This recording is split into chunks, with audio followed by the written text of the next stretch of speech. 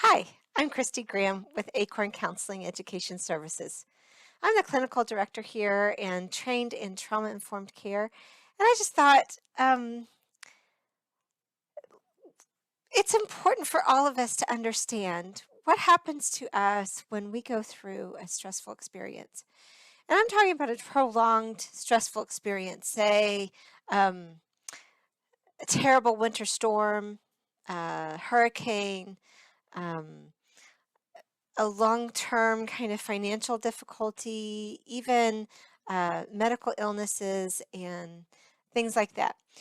What happens at the very beginning is, of course, there is your resources that you have before, maybe job, emotional stability, education, family, support systems, things like that.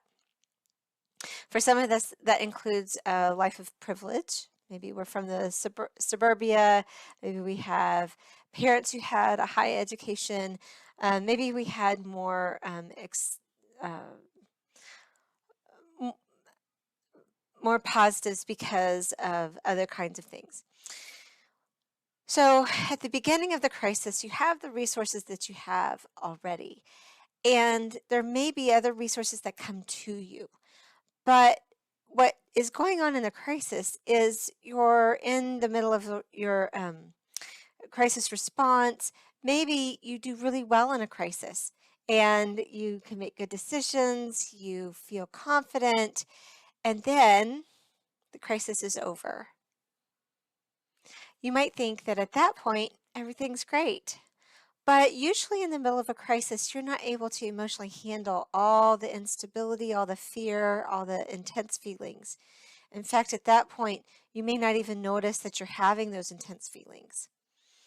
They may come out as emotional lability, really high highs, really low lows.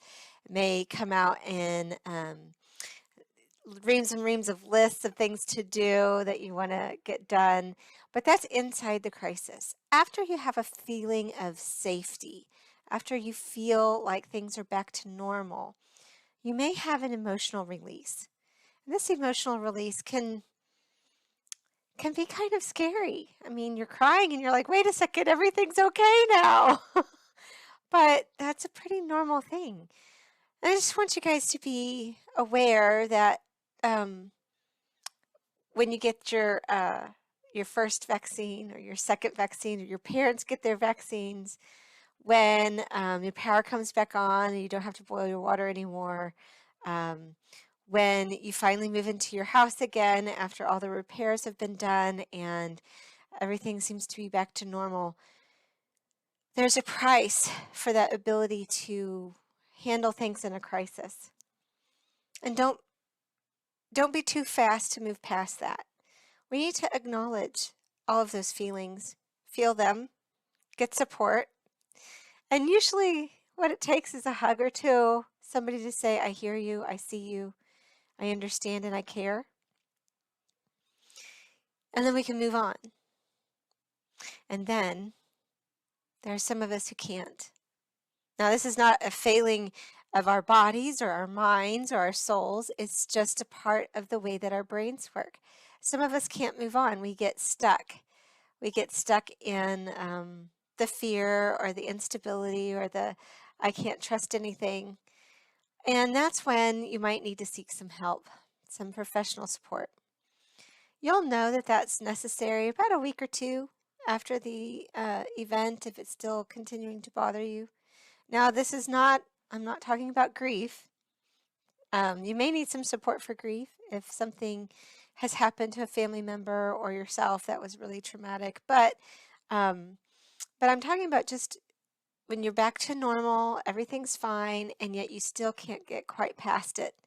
Um, you you're worried about the water, you're worried about washing your hands, you're worried about being in a room full of people that you don't know.